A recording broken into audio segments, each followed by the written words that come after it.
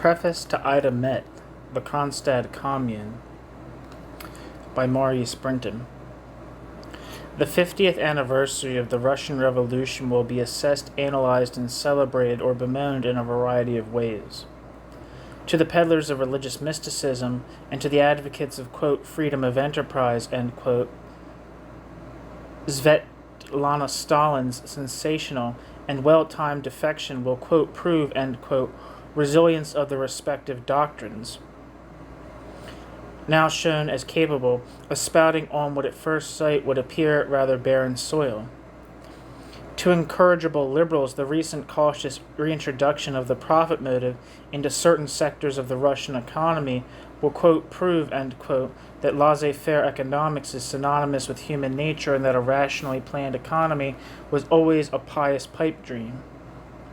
To those, quote, lefts, end quote, like the late Isaac Deutscher, who saw in Russia's industrialization an automatic guarantee of more liberal attitudes in days to come, the imprisonment of Daniel and Sinyavsky for thought crime, and the current persecution of those who stood up for them will have come as a resounding slap in the face. To the, quote, Marxist-Leninists, end quote, of China and Albania, Russia's rapprochement with the USA, her passivity in the recent Middle East crisis, her signing of the Test Ban Treaty, and her reactionary influence on revolutionary developments in the colonial countries will all bear testimony to her headlong slither into the swamp of revisionism following the great Stalin's death. Stalin, it will be remembered, was the architect of the old revolutionary, non-revisionist measures of the annihilation of the old Bolsheviks, the Moscow trials, the Popular Front, the Nazi-Soviet pacts, the Tehran and Moscow trials. The Tehran and the Yalta agreements, and the dynamic struggles of the French and Italian communist parties in the immediate post-war years, struggles which led to their direct seizure of power in their respective countries.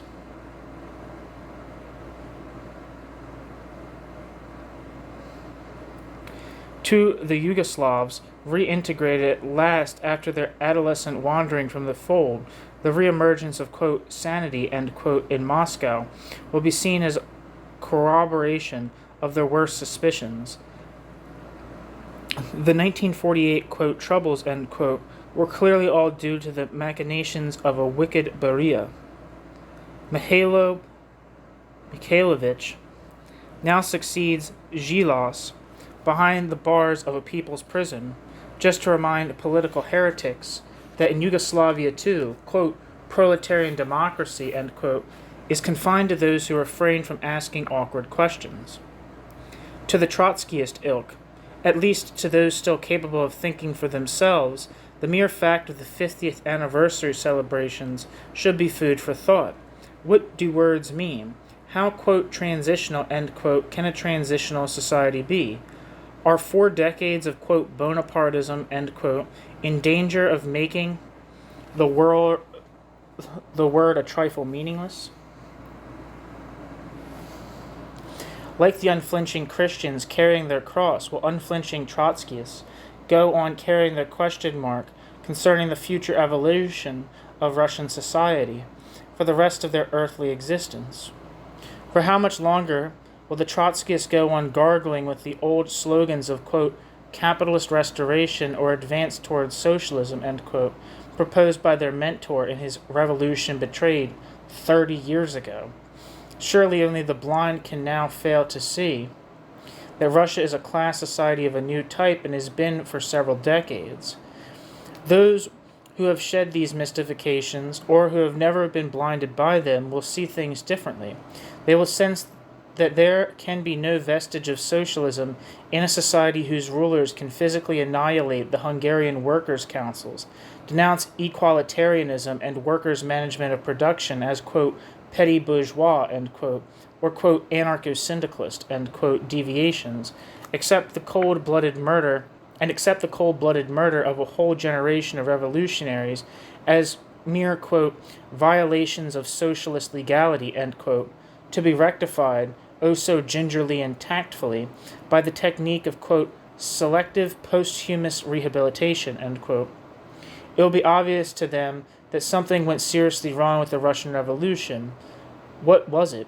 And when did the, quote, degeneration, end quote, start? Here again the answers differ. For some, the, quote, excesses, end quote, or, quote, mistakes, end quote, are attributable to a spiteful paranoia slowly sneaking up on the senescent Stalin. This interpretation, however, apart from tacitly accepting the very, quote, cult of the individual, end quote, which its advocates would claim to decry, fails to account for the repression of revolutionaries and the conciliations with imperialism perpetuated at a much earlier period.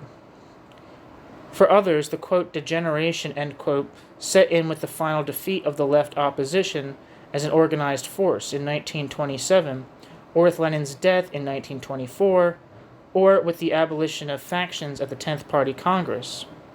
For the Bordegists, the proclamation of the new economic policy irrevocably stamped Russia as, quote, state capitalist, end quote. Others, rightly rejecting this preoccupation with the minutiae of revolutionary chronometry, stress more general factors, albeit in our opinion, some of the less important factors. Our purpose in publishing this text about the Kronstadt events of 1921 is not to draw an alternative timetable, nor are we looking for political ancestors. The construction of an orthodox apostolic succession is the least of our preoccupations. In a constantly changing world, it would only testify to our theoretical sterility. Our occupation is simply to document some of the real but less well-known struggles which took place against the growing bureaucracy during the early post-revolutionary years, at a time when most of the latter critics of the bureaucracy were part and parcel of the apparatus itself. The 50th anniversary of the Russian Revolution presents us with the absurd sight of a Russian ruling class, which every day resembles more its Western counterpart, solemnly celebrating the revolution which overthrew bourgeois power and allowed the masses for a brief moment to envisage a totally new kind of social order. What made this tragic paradox possible? What shattered this vision? How did the revolution degenerate? Many explanations are offered. The history of how the Russian working class was dispossessed is not, however, a matter for an esoteric discussion among political cliques who compensate for their own irrelevance by mental journeys into the enchanted world of the revolutionary past. An understanding of what took place is essential for every serious socialist. It is not mere archivism. No viable ruling class rules by force alone. To rule, the ruling class must succeed in getting its own vision of reality accepted by society at large. The concepts by which it attempts to legitimize its rule must be projected into the past. Socialists have correctly recognized that the history taught in bourgeois schools reveals a particular distorted vision of the world. It is a measure of the weakness of the revolutionary movement that socialist history remains for the most part unwritten. What passes as socialist history is often only a mirror image of bourgeois historiography, a percolation into the ranks of the working class movement of typically bourgeois methods of thinking. In the world of this type of, quote, historian, end quote, leaders of genius replace the kings and queens of the bourgeois world. Famous congresses, splits or controversies, the rise and fall of political parties or unions, the emergence or degeneration of this or that leadership replace the internecine battles of the rulers of the past. The masses never appear independently on the historical stage, making their own history. At best, they only, quote, supply the steam, end quote, enabling others to drive the locomotive, as Stalin so delicately put it. Quote, most of the time, quote, official, end quote, historians don't have eyes to see or ears to hear the acts and words which express the workers' spontaneous activity. They lack the categories of thought, one might even say the brain cells, necessary to understand or even to perceive this activity as it really is. To them, an activity that has no leader or program, no institutions, and no statutes can only be described as, quote, troubles or, quote, disorders. The spontaneous activity of the masses belongs by definition to what history suppresses, end quote.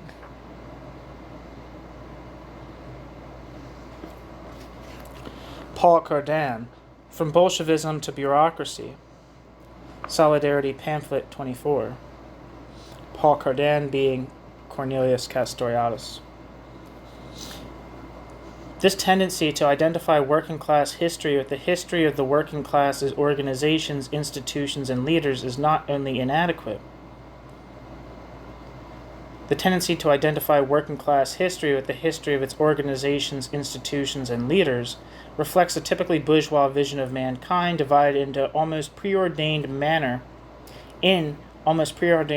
between the few, who will manage and decide, and the many, the malleable mass, incapable of acting consciously on that mass's own behalf, and forever destined to remain the object and never the subject of history.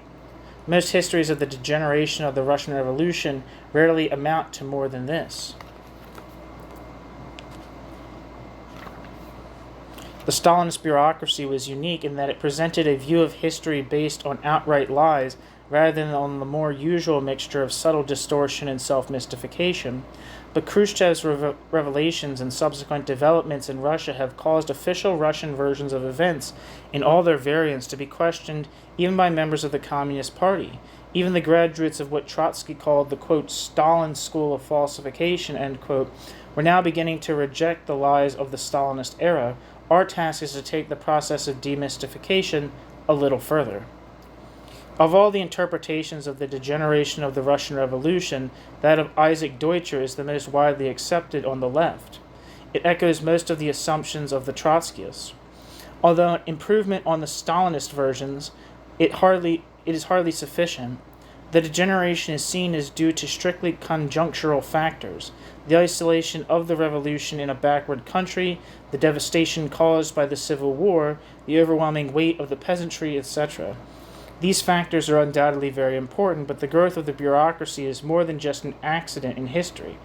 It is a worldwide phenomenon intimately linked to a certain stage in the development of working-class consciousness. It is the terrible price paid by the working class for its delay in recognizing that the true and final emancipation of the working class can only be achieved by the working class itself and cannot be entrusted to others allegedly acting on its behalf. If, quote, socialism is man's total and positive self-consciousness, end quote, Marx, 1844, the experience and rejection of the bureaucracy is a step on that road.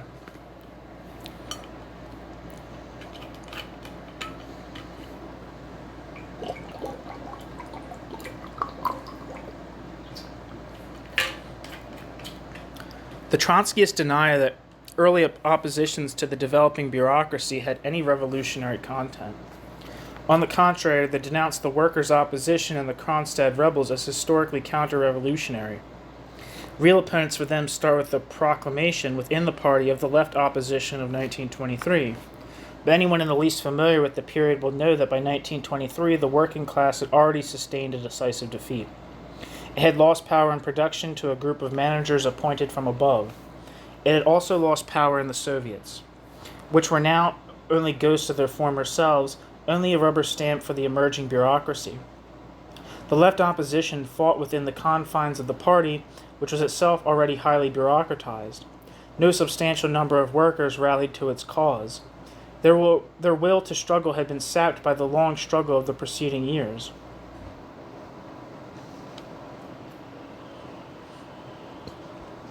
Opposition to the anti-working class measures being taken by the Bolshevik leadership in the years immediately following the revolution took many forms and expressed itself through many different channels and at many different levels.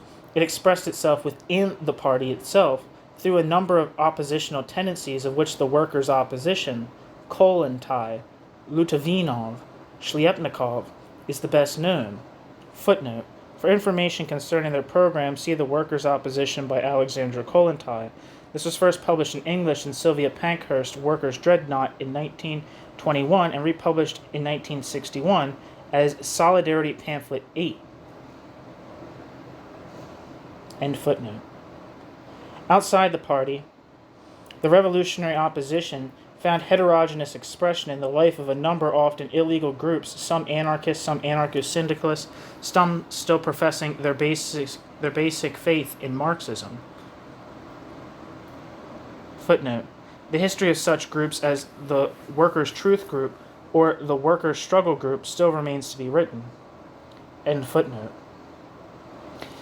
It also found expression in spontaneous, often, quote, unorganized, end quote, class activities, such as the big Leningrad strikes of 1921 and the Kronstadt uprising. It found expression in the increasing resistance of the workers to Bolshevik industrial policy, and in particular to Trotsky's attempt to militarize the trade unions. It also found expression in proletarian opposition to Bolshevik attempts to evict all other tendencies from the Soviets, thus effectively gagging all those seeking to reorient socialist construction under entirely different lines. At an early stage, several tendencies had struggled against the bureaucratic degeneration of the revolution by posthumously excluding them from the ranks of the revolutionary, Trotskyists, Leninists, and other commit a double injustice. Trotskyists, Leninists, and others commit a double injustice. First, they excommunicate all those who foresaw and struggled against the nascent bureaucracy prior to 1923, thereby turning a deaf ear to some of the most pertinent and valid criticisms ever voiced against the bureaucracy. Secondly, they weaken their own case, for it is if the demands for freely elected Soviets, for freedom of expression, proletarian democracy, and for workers' management of production were wrong in 1921, why did they become partially correct in 1923? Why are they correct now? If in 1921 Lenin and Trotsky represented the, quote, real interest, end quote, of the workers against the actual workers, why couldn't Stalin? Why couldn't Kadar in Hungary in 1956? The Trotskyist school of hagiography has helped to obscure the real lessons of the struggle against the bureaucracy. When one seriously studies the crucial years after 1917, when the fate of the Russian Revolution was still in the melting pot, one is driven again and again to the tragic events of the Kronstadt uprising of March 1921. These events epitomize, in a bloody and dramatic manner, the struggle between two concepts of the revolution, two revolutionary methods, two types of revolutionary ethos.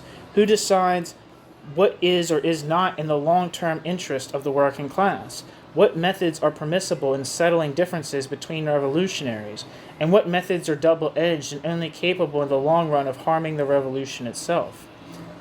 There is remarkably little of a detailed nature available in English about the Kronstadt events. The Stalinist histories, revisited and re-edited according to the fluctuating fortunes of the party functionaries, are not worth the paper they are written on. They are an insult to the intelligence of the readers, deemed incapable of comparing the same facts described in earlier and later editions of the same book. Trotsky's writings about Kronstadt are few and more concerned at retrospective justification and at scoring debating points against the anarchists. Footnote. As an easy enough task after 1936, when some well-known anarchist, quote, leaders, end quote, entered the Popular Front government in Catalonia at the beginning of the Spanish Civil War and were allowed to remain there by the anarchist rank and file.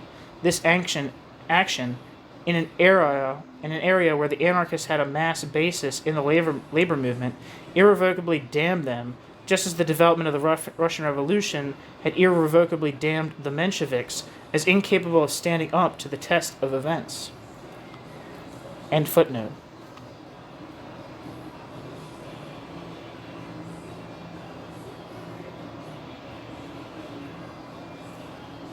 Where the hell did I leave off?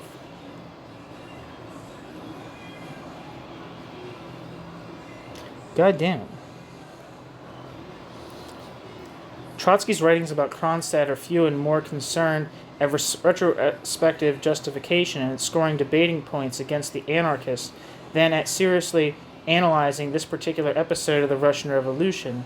Trotsky and the Trotskyists are particularly keen to perpetuate the myth that they were the first and only coherent anti-bureaucratic tendency. All their writings seek to hide how far the bureaucratization of both party and Soviets had already gone by 1921, i.e., how far it had gone during the period when Lenin and Trotsky were in full and undisputed control. The task for serious revolutionaries today is to see the link between Trotsky's attitudes and pronouncements during and before the quote, Great Trade Union debate, end quote, of 1920 to 1921, and the healthy hostility to Trotskyism of the most advanced and revolutionary layers of the industrial working class. This hostility was to manifest itself arms in hand during the Kronstadt uprising. It was to manifest itself again 2 or 3 years later, this time by folded arms, when these advanced layers failed to rally to Trotsky's support. When Trotsky at last chose to challenge Stalin within the limited confines of a party machine towards whose bureaucratization he had signally contributed. Footnote. 3 statements from Trotsky's Terrorism and Communism, first published in June 1920, will illustrate the point. Quote, The creation of a socialist society means the organization of the workers on new foundations, the workers' adaptation to those foundations, and their labor re-education with the one unchanging end of the increase in the productivity of labor, end quote. Quote, I consider that if the Civil War had not plundered our economic organs of all that was strongest, most independent, most endowed with initiative, we should undoubtedly have entered the path of one-man management in the sphere of economic administration much sooner and much less painfully, end quote. Quote, we have been more than once accused of having substituted for the dictatorship of the Soviets the dictatorship of our own party. In the substitution of the power of the party for the power of the working class, there is nothing accidental, and in reality there is no substitution at all. The communists express the fundamental interests of the working class, end quote. So much for the, quote, anti-bureaucratic, end quote, antecedents of Trotskyism. It is interesting that the book was highly praised by Lenin. Lenin only took issue with Trotsky on the trade union question at the Central Committee meeting of November 8th and 9th, 1920. Throughout most of 1920, Lenin had endorsed all Trotsky's bureaucratic decrees in relation to the unions. End of footnote.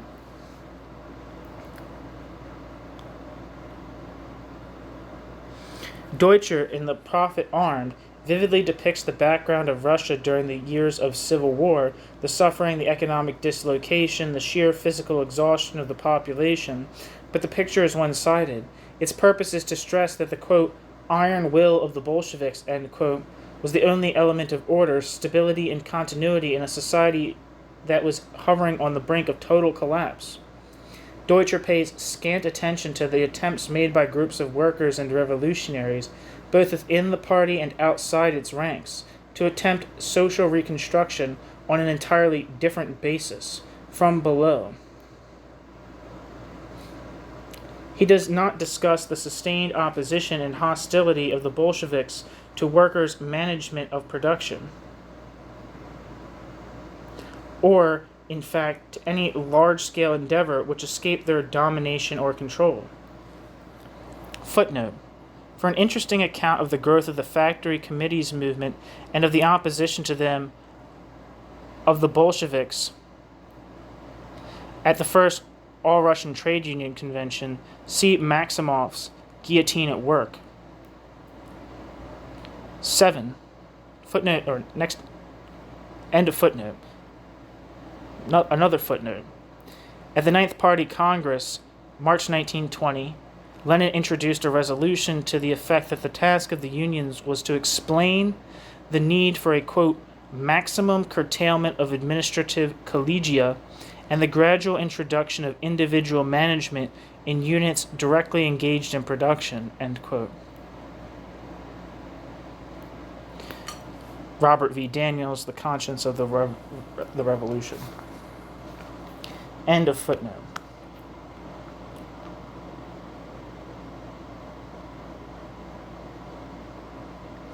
Of the Kronstadt events themselves, of the Bolshevik calumnies against Kronstadt, and of the frenzied repression that followed the events of March 1921, Deutscher says next to nothing except that the Bolshevik accusations against the Kronstadt rebels were, quote, groundless, end quote.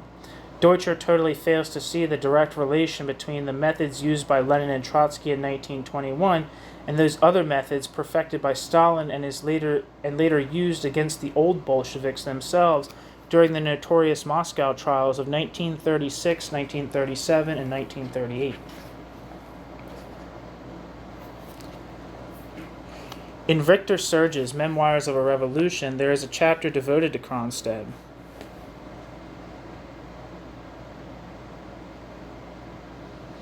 Which was later reprinted as a pamphlet by Solidarity. Serge's writings are particularly interesting in that he was in Leningrad in 1921 and supported what the Bolsheviks were doing, albeit reluctantly. Serge did not, however, resort to the slanders and misrepresentations of other leading party members. Serge's comments throw light on the almost schizophrenic frame of mind of the rank and file of the party at that time.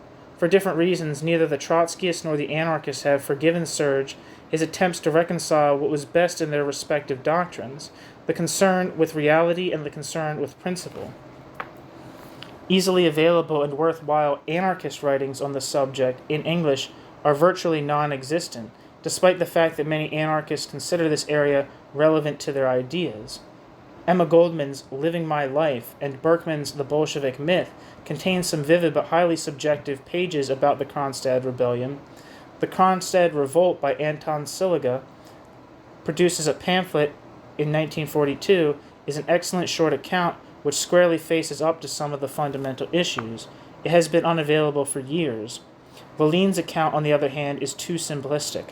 Complex phenomena like the Kronstadt Revolt cannot be meaningfully interpreted by loaded generalizations like, quote, as Marxist authoritarians and statists, the Bolsheviks could not permit any freedom or independent action of the masses, end quote. Many have argued that there are strong Blankist and even Bakuninist strands in Bolshevism, and that it is precisely these departures from Marxism that are the roots of Bolshevism's, quote, elitist, end quote, ideology and practice. Volin even reproaches the Kronstadt rebels with, quote, speaking of power, the power of the Soviets instead of getting rid of the word and of the idea altogether, end quote. The practical struggle, however, was not against, quote, words, end quote, or even, quote, ideas, end quote. It was a physical struggle against their concrete incarnation in history in the form of bourgeois institutions. It is a symptom of anarchist muddle-headedness on the score that they can both It is a symptom of anarchist muddle-headedness on this score that they can both reproach the Bolsheviks with dissolving the Kronstadt Assembly and the Kronstadt rebels for producing what they stood for.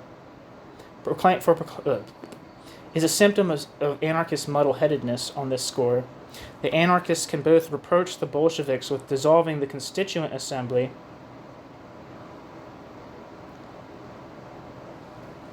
and the Kronstadt rebels for proclaiming that they stood for Soviet power. The, quote, Soviet anarchists, end quote, clearly perceived what was at stake, even if many of their successors failed to. They fought to defend the deepest conquest of October, Soviet power, against all its usurpers, including the Bolsheviks.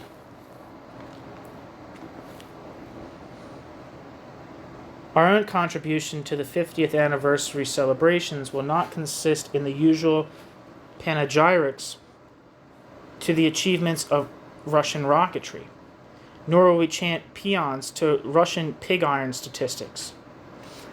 Industrial expansion may be the prerequisite for a fuller, better life for all, but it in no way synonymous with such a life, unless all social relations have been revolutionized. We are more concerned at the social cost of Russian achievements. Some perceived what these costs would be at a very early stage. We are interested in bringing their prophetic warnings to a far wider audience. The final massacre at Kronstadt took place on March 18, 1921, exactly 50 years after the slaughter of the communards by Thiers and Gallifet. Gallifet. Or, I don't know how to pronounce that. Galliffet.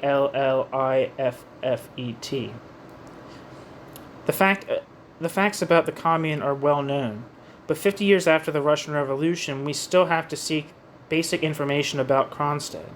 The facts are not easy to obtain. They lie buried under the mountains of calumny and distortion heaped on them by Stalinists and Trotskyists alike.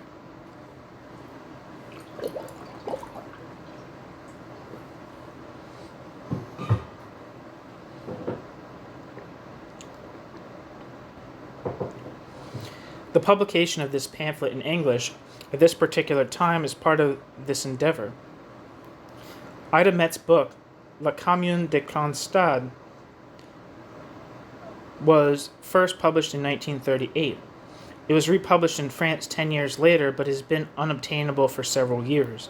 In 1962 and 63, certain parts of it were translated into English and appeared in Solidarity. We now have the pleasure in bringing to English-speaking readers a slightly abridged version of the book as a whole, which contains material hitherto unavailable in Britain. Apart from various texts published in Kronstadt itself in March 1921, Ida Mett's book contains Petrochenko's open letter of 1926, addressed to the British Communist Party. Petrochenko was the president of the Kronstadt Provisional Revolutionary Committee. Petrochenko's letter refers to discussions in the political bureau of the CPGB on the subject of Kronstadt, discussions which seem to have accepted that there was no extraneous intervention during the uprising. Members of the Communist Party and others might seek further enlightenment on the matter from King Street, whose archives in the matter should make interesting reading. Ida Mett writes from an anarchist viewpoint. Her writings, however, represent what is best in the revolutionary tradition of, quote, class struggle and, quote, anarchism.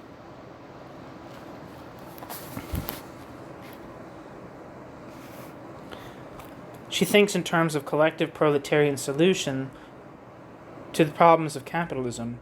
The rejection of the class struggle, the anti-intellectualism, the preoccupation with transcendental morality and with personal salvation that characterize so many of the anarchists of today should not for a minute detract, quote, Marxist, end quote, from paying serious attention to what she writes.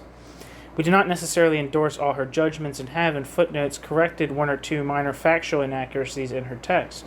Some of her generalizations seem to us too sweeping and some of her analyses of the bureaucratic phenomenon too simple to be of real use. But as a chronicle of what took place before, during, and after Kronstadt, her account remains unsurpassed.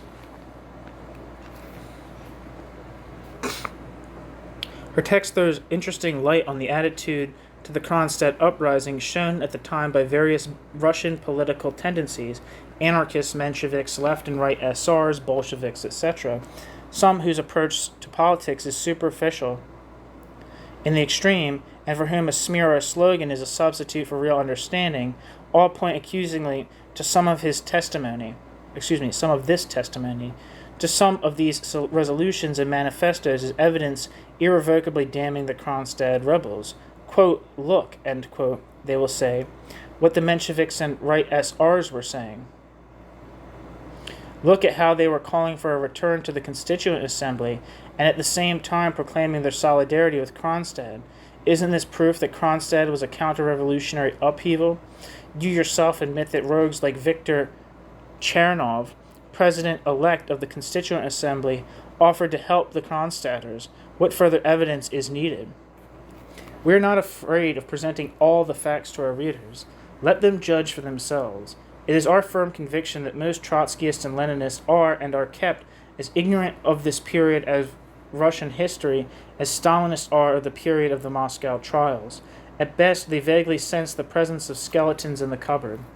At worst, they vaguely parrot what their leaders tell them, intellectually too lazy or politically too well-conditioned to probe for themselves.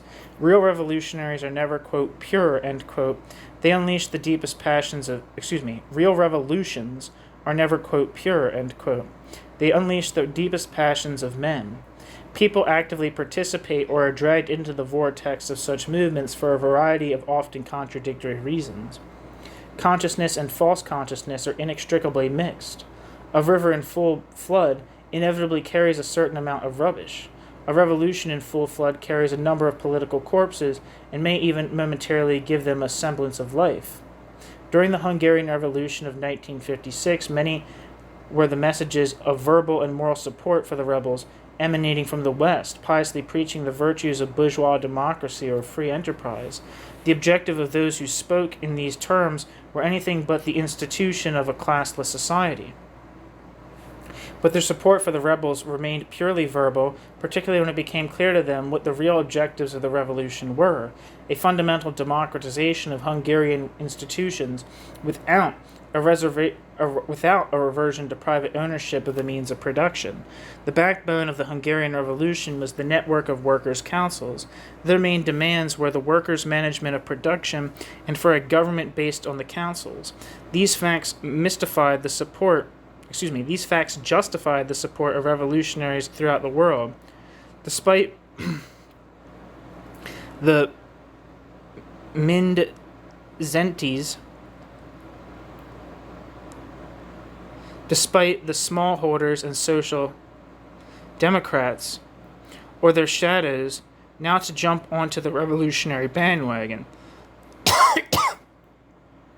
The class criterion is the decisive one. Similar considerations apply to the Kronstadt rebellion. Its core was the revolutionary sailors. The Kronstadt rebellion's main objectives were ones with which no real revolutionary could disagree. That others sought to take advantage of the situation is inevitable and irrelevant. It is a question of who is calling the tune.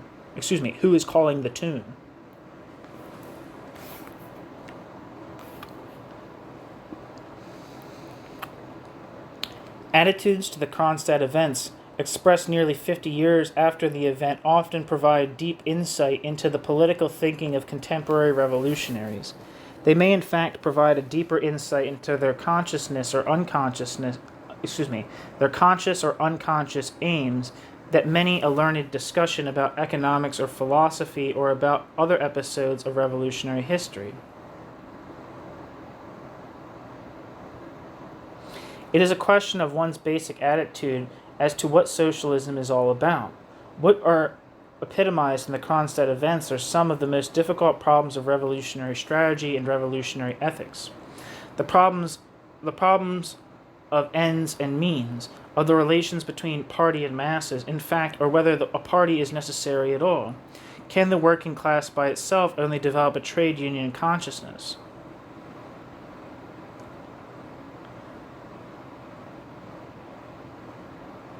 Should it even be allowed at all times to go that far?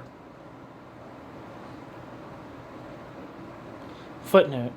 In a statement to the 10th Party Congress in 1921, Lenin refers to mere discussion on the trade unions as a, quote, absolute impermissible luxury, end quote, and that, quote, we, end quote, should not have permitted, which, quote, we, end quote, should not have permitted. These remarks speak unwitting volumes on the subject and incidentally deal decisively with those who seek desperately for a, quote, evolution, end quote, in their Lenin. End footnote. Or can the working class develop a deeper consciousness and understanding of the working class's interests than can any organization allegedly acting on its behalf? When the Stalinists or Trotskyists speak of Kronstadt as, quote, an essential action against the class enemy, end quote, when more, quote, sophisticated, end quote, revolutionaries refer to Kronstadt as a, quote, tragic necessity, end quote, one is entitled to pause for a moment. One is entitled to ask how seriously they accept Marx's dictum that, quote, the emancipation of the working class is the task of the working class itself, end quote. Do they take this seriously, or do they pay mere lip service to the words? Do they identify socialism with the autonomy organizational and ideological of the working class, or do they see themselves, with their wisdom, as to the, quote, historical interest, end quote, of others, and with their judgments as to what should be, quote, permitted, end quote, as the leadership around which the future elite will crystallize and develop? One is entitled not only to ask, but also to suggest the answer. Solidarity Pamphlet, 27, November 1967.